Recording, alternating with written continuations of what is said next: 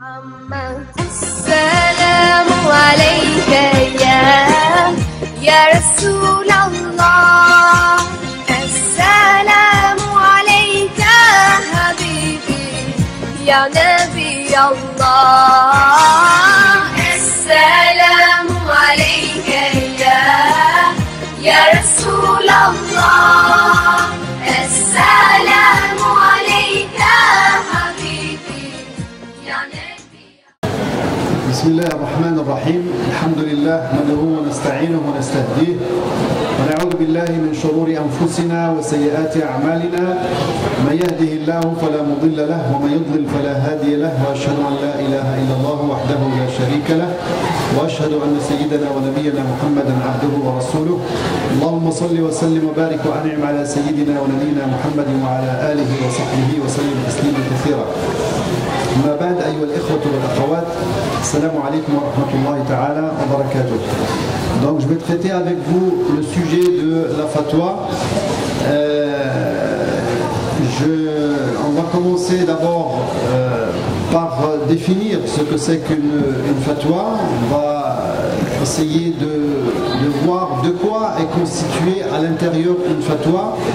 Je sais que le sujet est très technique peut-être pour vous, mais je pense que l'actualité, le problème qu'on est en train de vivre dans le domaine de la religion en général et dans le domaine de la fatwa surtout, exige de simplifier un petit peu ce sujet très technique. D'habitude, il est toujours, on le dispense devant des étudiants qui se spécialisent dans la jurisprudence musulmane, mais je pense qu'il faut le vulgariser pour que tout le monde sait un petit peu ce que c'est qu'une fatwa.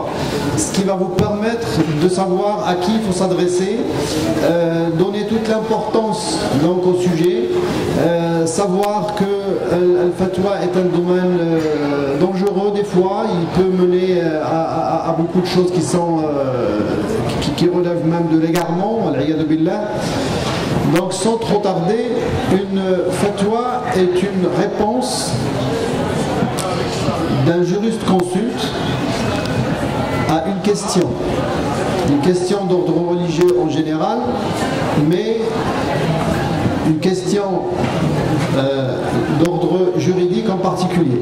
Et quand je dis d'ordre juridique, c'est-à-dire d'ordre qui relève de la jurisprudence musulmane. Alors, la jurisprudence musulmane,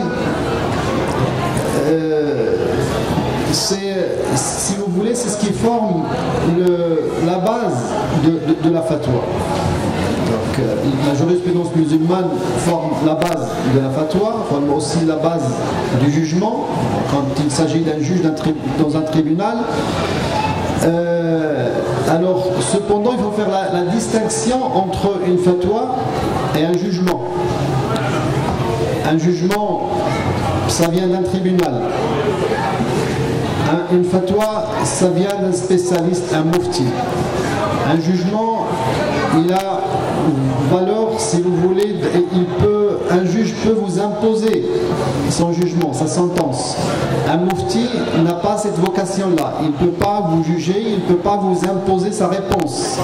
Sa réponse à force d'orientation. Après, il vous laisse entre vous et Allah subhanahu wa ta'ala.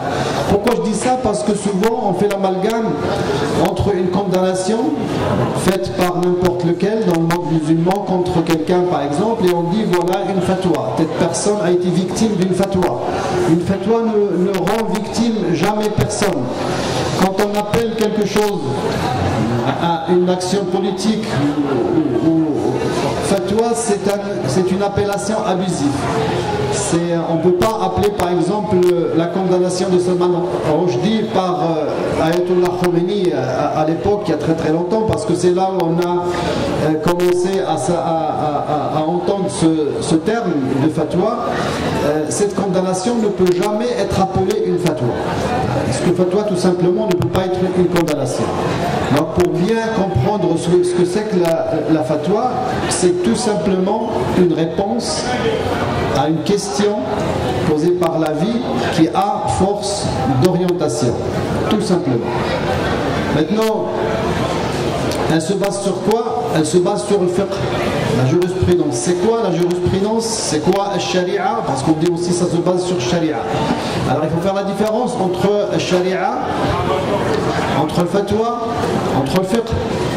La sharia, c'est la religion en général, globalement, toute la religion, tout ce que vous pouvez trouver dans la religion, que ce soit ce qui gouverne votre relation avec Allah subhanahu wa ta'ala, ou ce qui régit votre relation avec les êtres humains, ou ce qui régit votre relation avec vous-même, tout ça, ça s'appelle la sharia. Ça veut dire tout ce que le prophète sallallahu alayhi wa sallam nous a ramené. La révélation coranique, la tradition prophétique, tout ce système de valeurs qu'on peut tirer de ces sources, eh bien ça s'appelle al-sharia. Autrement dit, donc al-sharia englobe l'aqidah, la foi, le credo, elle englobe la jurisprudence, elle englobe aussi le système moral dans l'islam, le système de l'éthique, donc l'akhlaq. Et donc tout ça forme al-sharia. Pour al-fiqh, eh bien al-fiqh c'est, si vous voulez,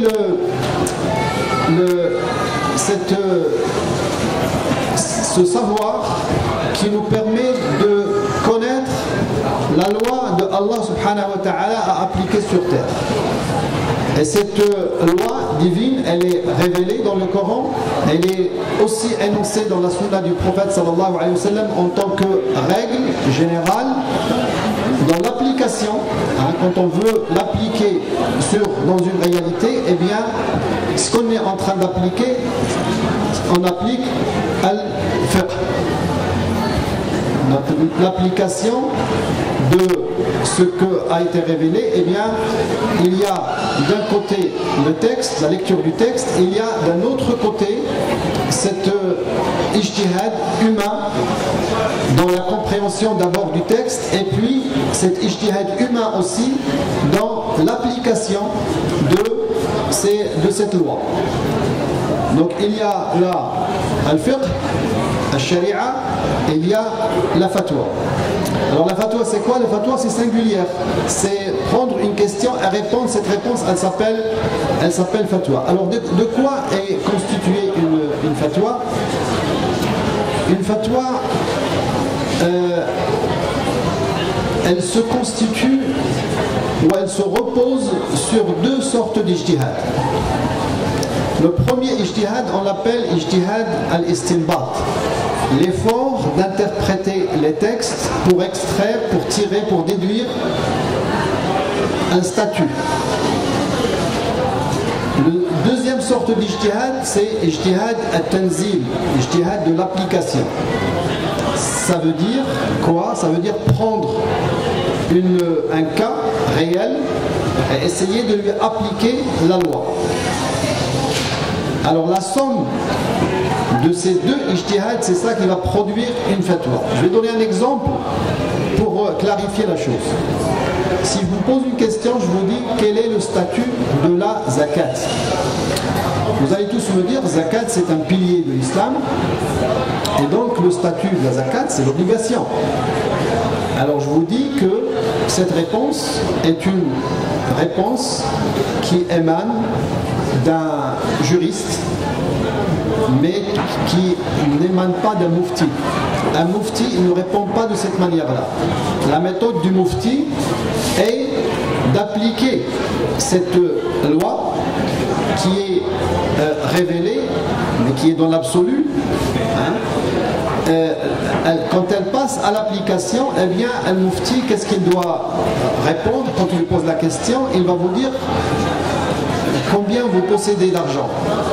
Vous allez lui dire je possède 1000 euros. Il va vous dire non, la zakat n'est pas obligatoire pour vous.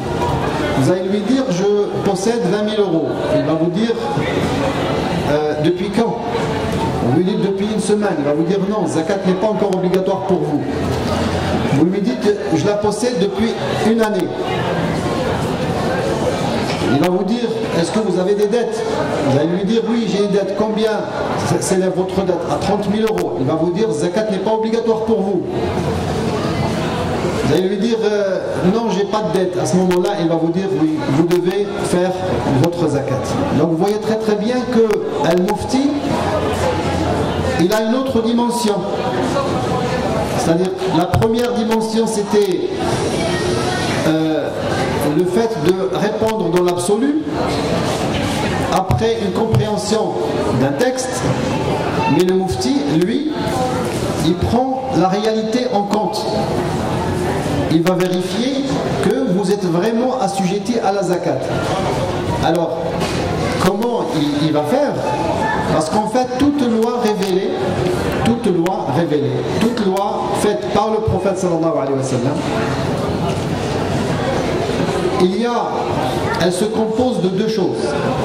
Elle se compose d'une loi injonction, ça veut dire le fait de savoir ce qu'il faut faire et ce qu'il ne faut pas faire.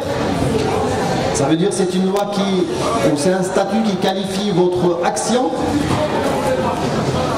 mais c'est toujours dans l'absolu. Si vous faites ça, vous avez ça, ou si vous faites ça, vous avez ça. L'autre loi, eh bien, c'est le fait de savoir quelles sont les raisons de l'application de cette loi, quelles sont les conditions, est-ce qu'il y a éventuellement des empêchements. Et là aussi, on est devant une autre sorte de loi qui s'appelle la loi déclaratoire. C'est-à-dire que Allah subhanahu wa ta'ala déclare tout le temps, à côté d'une loi injonction, il déclare les modalités de l'application de cette loi, à travers le fait de vérifier est-ce que les raisons et les conditions sont réunies pour l'appliquer, est-ce qu'il n'y a pas d'empêchement. Et donc c'est le travail du Mufti. En fait, il va prendre donc toute la production du fiqh et il va essayer de la traduire dans la réalité. Et c'est pour ça qu'on dit une fatwa doit obligatoirement prendre le contexte en considération. Une fatwa qui ne prend pas le contexte en considération est une fatwa boiteuse. C'est-à-dire il se repose sur un seul pied, alors qu'une fatwa doit reposer sur deux pieds, sur ces deux sortes d'ijtihad. Les deux sortes d'ijtihad, le premier, donc il se base sur le texte, il se base sur les autres sources de la jurisprudence musulmane. Donc vous avez d'abord le Coran, la sunna du prophète sallallahu alayhi wa sallam qui sont les deux sources principales. Après vous avez le reste des sources. Et donc tout ça, ça a été théorisé par les savants auparavant. On sait très très bien comment faire, on sait comment lire un texte, on sait comment extraire, on a les outils qui sont bien élaborés, théorisés dans la matière qui s'appelle Usul al-Fiqh, qui est une matière parfaitement élaborée, qui nous donne tous les principes qui nous permettent de comprendre par des spécialistes. Donc elle permet aux spécialistes de comprendre le texte et d'extraire son contenu. Maintenant, une autre forme d'ijtihad qui est l'ijtihad de l'application, eh bien, c'est un ijtihad qui ne repose pas du tout sur le texte. C'est un ijtihad qui repose sur l'appréciation humaine. On a la loi, on a les modalités d'appliquer la loi. Tout ça, on le trouve dans les textes. Il est extrait à partir des sources. Maintenant, est-ce que les conditions sont réunies dans ce cas-là qui est devant moi? Est-ce que les conditions sont réunies ou pas? Est-ce que je dois appliquer la loi ou pas? Ça relève de l'appréciation humaine. C'est aux spécialistes de vérifier si les conditions sont réunies ou pas. C'est une autre forme d'ijtihad qui n'a rien à voir avec le premier ijtihad. Dans le premier, on se base sur la lecture des textes, mais dans le deuxième, Ghazali, par exemple, l'un des grands usulis, Abu Hamid, quand il parle de cette deuxième forme d'ijtihad qui est malheureusement peu théorisée jusqu'à nos jours, parce que dans l'histoire de la jurisprudence musulmane, on a toujours donné l'importance au texte. C'était la chose, si vous voulez, la nouvelle chose. C'était la chose qui posait plus de problèmes. cette deuxième forme d'ijtihad ne posait pas beaucoup de problèmes. Pourquoi? Parce que d'abord c'était quelque chose d'humain, et que donc ça pose pas de problème.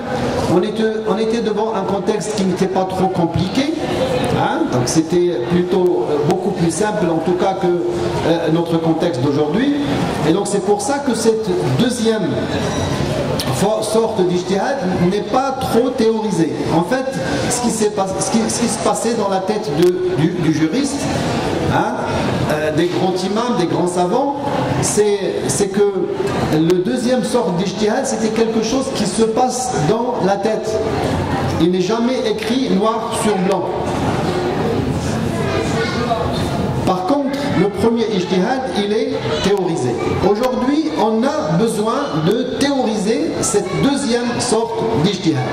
Et c'est une théorisation qui a commencé un petit peu, si vous voulez, tardivement dans l'histoire ça a commencé déjà par Ghazali, peut-être. C'était le premier qui a commencé, qui a donné des prémices de théorisation de cette deuxième ijtihad.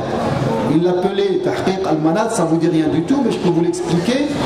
C'est-à-dire, c'est cet ijtihad qui se base sur le déterminant de la norme. Comment vérifier que dans un cas donné, dans un cas précis, réel, comment vérifier que ce que détermine la norme est bien vérifié.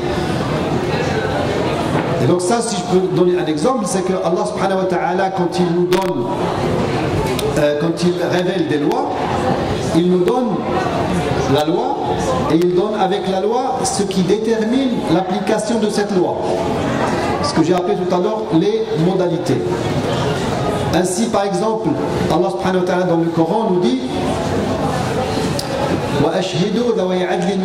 faites témoigner les justes parmi vous. Si j'étais un juge et que je dois juger dans une affaire qui est devant moi, que je dois faire appel à des témoins, eh bien, le Coran m'oblige à adopter le témoignage qui émane des gens justes. Ça, c'est la règle à appliquer. Mais vérifier que telle personne, ce témoin-là est juste et ce témoin-là est injuste, ça c'est pas quelque chose que je vais trouver dans le Coran, ni dans la Sunna. C'est à moi, par mon appréciation en tant que juge, mon appréciation personnelle, c'est ça qui va me donner, si vous voulez, je vais arriver à la fin à dire que telle personne est juste, telle personne est injuste. Donc je suis dans une autre sorte d'ijtihad qui n'a rien à voir avec la lecture des textes, mais elle se base sur l'appréciation humaine, où on fait appel, comme le dit Ghazali, à la raison, à la nature des choses. On fait appel des fois à la terminologie linguistique, on fait appel à l'usage, à l'urf, on fait appel au sens. Et donc c'est ces choses-là qui vont déterminer est-ce que les modalités de l'application de la loi de Allah subhanahu wa ta'ala sont réunies ou pas. Et c'est ça qui fait qu'une fatwa varie. Parce que quand on dit la fatwa varie selon les époques, selon le temps, eh bien c'est ça qui fait varier une fatwa. C'est pas le texte. Le texte, lui, il est immuable. Il ne change pas. Mais dans l'application, eh bien, on va assister à cette différence d'appréciation. C'est vrai que dans le premier ijtihad, qui est l'ijtihad de compréhension du texte, il y a aussi des divergences. Même si le texte est immuable, mais la lecture du texte peut donner naissance à des divergences, ça c'est sûr. On a très bien vu que les savants, même Sahaba, quand ils ont interprété le texte prophétique ou le texte coranique, ils ont divergé sur la lecture du texte. Ils ont divergé pendant le vivant du prophète sallallahu alayhi wa sallam, ils ont divergé aussi après la mort du prophète sallallahu alayhi wa sallam. Mais cette divergence-là, c'est une divergence limitée. Elle se limite à quelques lectures différentes. Vous pouvez trouver par exemple que sur tel sujet ou tel sujet, on a eu 3 lectures différentes, ou 2 lectures différentes, ou 4 lectures. Vous n'avez pas trouvé 1000 lectures différentes. Alors que sur l'autre ijtihad, vous pouvez vraiment trouver beaucoup de divergences. C'est-à-dire la divergence, elle peut être au nombre infini. Pourquoi infini? Parce que, eh bien, les cas qui se présentent dans la vie, eh bien, c'est quelque chose qui est évolutif. On évolue tout le temps. Vous savez, par exemple, le statut, je ne sais pas moi, de l'esclavage au temps du prophète sallam, c'est plus le statut de l'esclavage aujourd'hui. Le statut de la femme au temps du prophète sallam, c'est plus le statut, je parle du statut social de la femme aujourd'hui, c'est plus comme le temps du prophète sallam. La forme de l'État lui-même pendant l'époque du prophète sallam, c'est plus comme le statut de l'État aujourd'hui. Donc comme le monde évolue et l'être humain évolue avec l'évolution de ce monde, eh bien la lecture, si vous voulez, du contexte, de la réalité devant nous va aussi évoluer et va évoluer beaucoup. Et comme on se base que sur l'appréciation humaine, l'appréciation de telle personne, de tel savant, n'est pas forcément l'appréciation de tel savant. Et ce genre de lecture, qui est une lecture de Al-Waqi', elle est, si vous voulez, elle a plusieurs degrés. Elle peut être faite par la personne lambda comme vous. Des fois, on n'a pas besoin de savant pour savoir, pour effectuer ou pour pratiquer ce genre de ijtihad. Alors que le premier ijtihad, c'est un ijtihad réservé aux savants. C'est-à-dire les savants du texte, ceux qui comprennent le texte, ceux qui ont l'outil pour comprendre le texte. Alors que l'autre forme ijtihad, il peut être effectué par la personne lambda. Et je vais vous donner des exemples. Il peut être effectué par un mufti, un juge, peut être effectué par un spécialiste, un expert dans je ne sais pas quelle matière. Parce que la personne lambda, comment peut effectuer ce genre d'ijtihad? Je vous donne un exemple. On sait très très bien que Allah subhanahu wa ta'ala, donc, il nous a obligés de faire le wudu avant de faire la prière. Et pour faire le wudu, il faut avoir de l'eau pure. Et l'eau pure, on sait ce que c'est que sa définition. Il ne faut pas qu'il soit mélangé à une souillure qui change son odeur, sa couleur ou son goût. Vous avez ce qu'on appelle le déterminant de la norme. Vous le connaissez, vous l'avez appris. Quand vous apprenez à faire la prière, vous apprenez ces choses-là. Maintenant, vous avez un récipient devant vous où il y a de l'eau. C'est à vous de regarder, est-ce qu'il a été souillé ou pas. Vous n'allez pas prendre votre récipient pour aller voir un spécialiste, regardez-moi cette eau, est-ce que je peux faire le dos avec ou pas. Donc c'est à vous, vous-même, vous pratiquez ce genre d'ijtihad qui est le fait d'analyser la réalité de l'eau et donner votre hukm à vous. Vous dites, cette eau-là, on peut faire le dos avec. Et ça, il est autorisé, vous pouvez le faire, il n'y a pas de problème. Il peut aussi être pratiqué par un spécialiste, un expert. Je vous donne un exemple. Le prophète sallallahu alayhi wa sallam nous dit dans un hadith où Hind bint Utba est venue voir le prophète sallallahu alayhi wa sallam pour se plaindre de son mari. Elle dit au prophète sallallahu alayhi wa sallam, Abu Sufyan est un homme avare, il ne me donne pas ce qui me suffit, moi et mes enfants. Est-ce que j'ai le droit de prendre de son argent à son insu? Et le prophète sallallahu alayhi wa sallam lui dit, prends ce que te suffit, toi et tes enfants, dans le cadre de ce qui est communément connu. Là, ce qu'on tire, le déterminant de la norme tirée de ce récit prophétique, c'est ce qui est l'obligation dans la pension alimentaire et la suffisance. Ça veut dire le montant, le droit de la femme, si vous voulez, à son pension alimentaire se calcule sur la base de la suffisance. Donc, on dit que le déterminant de la norme est la suffisance. Maintenant, dire que cette femme-là, pour appliquer la suffisance au temps du prophète sallallahu alayhi wa sallam, c'est plus la suffisance de notre époque. Et dans notre époque, la suffisance d'une femme, par exemple, qui se trouve dans un pays, c'est pas du tout pareil qu'une autre femme qui se trouve dans un autre pays. Donc, c'est qui va nous dire aujourd'hui, par exemple, en France, quelle est la suffisance? Eh bien, il y a des experts dans le monde économique et qui savent très très bien ce que c'est que le seuil de pauvreté et c'est quoi qui peut suffire une personne. Et ça, on ne peut pas se fier uniquement, c'est pas de la spécialité, si vous voulez, même du mufti. le mufti il s'arrête ici pour aller demander conseil chez l'expert. Et c'est pareil pour toutes les questions qui relèvent par exemple de la médecine, les questions qui relèvent par exemple de l'astronomie, les questions toute question dans laquelle on est obligé de passer par un expert pour déterminer la norme, eh bien celui qui se livre à cette deuxième sorte d'ijtihad, qui est le fait de concrétiser, de vérifier le déterminant de la norme, eh bien il faut revenir obligatoirement aux experts dans telle ou telle spécialité. Autrement, eh bien notre fatwa, elle ne se base pas sur ces deux principes, sur ces deux pieds, mais elle sera sur un seul pied. Alors une fatwa, il ne suffit pas d'aller chercher dans les textes que dit le Coran, que dit la Sunna. Oui, il y a ce que dit le Coran, il y a ce qui dit la Sunna.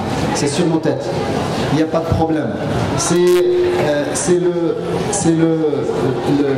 la loi, mais c'est une loi qui est dans l'absolu. Elle ne se traduit dans la réalité qu'à travers cette deuxième forme d'ijtihad. Et ça, c'est pas une invention. Le prophète lui-même a pratiqué cette deuxième sorte d'ijtihad. Les sahaba après le prophète, c'est pareil. Tous les fuqaha, quand vous regardez toutes les compilations, toute notre doctrine du fiqh qui existe, vous trouvez dans les livres, eh bien vous avez trouvé les deux ijtihads sont imbriqués l'un dans l'autre. Et de telle manière que vous ne pouvez pas les dissocier. Il faut vraiment faire un travail de déconstruction pour essayer de voir cet ijtihad d'un côté et cet autre ijtihad de l'autre côté. Donc il ne suffit pas de dire moi j'ai tel texte et à partir de tel texte voilà la norme, sans passer par cette deuxième sorte d'ijtihad qui est ijtihad al-tanzil. Ijtihad al-tanzil, Ghazali dit huwa daruratu kulli shari'a. Parce qu'il l'appelle tahqiq al-manat, il dit tahqiq al-manat huwa daruratu kulli shari'a. Ça veut dire qu'il ne peut pas y avoir une législation qui peut s'en passer de cette sorte d'ijtihad qui est l'ijtihad de l'application. Voilà donc un petit peu ce que c'est une fatwa décomposée en deux sortes d'ijtihad, et que toute fatwa, toute réponse que vous pouvez entendre, si elle n'est pas étudiée de la sorte, eh bien ce sera une fatwa erronée. Des fois, il est beaucoup plus simple de connaître la règle dans l'absolu que de réussir à pratiquer la deuxième sorte d'ijtihad qui est l'ijtihad de l'application.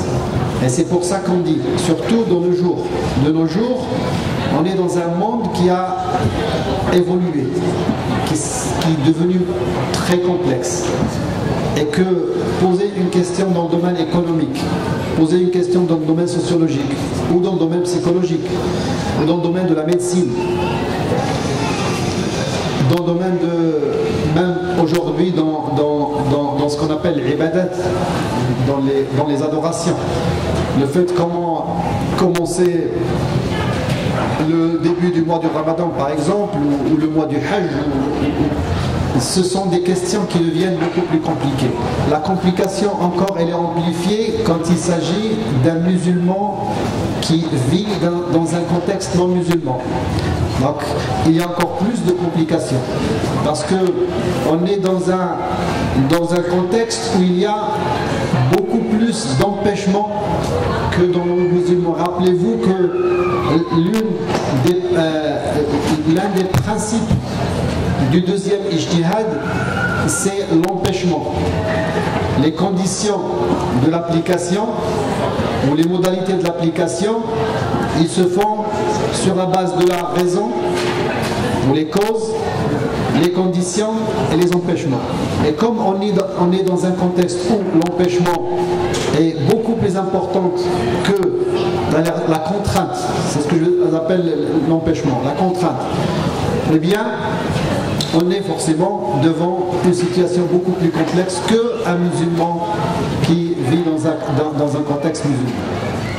Barakallahu fikum, jazakumullahu khair. Assalamu alayka ya Rasulallah. Assalamu alayka habibi ya Nabi Allah. Assalamu alayka ya Rasulallah. Assalamu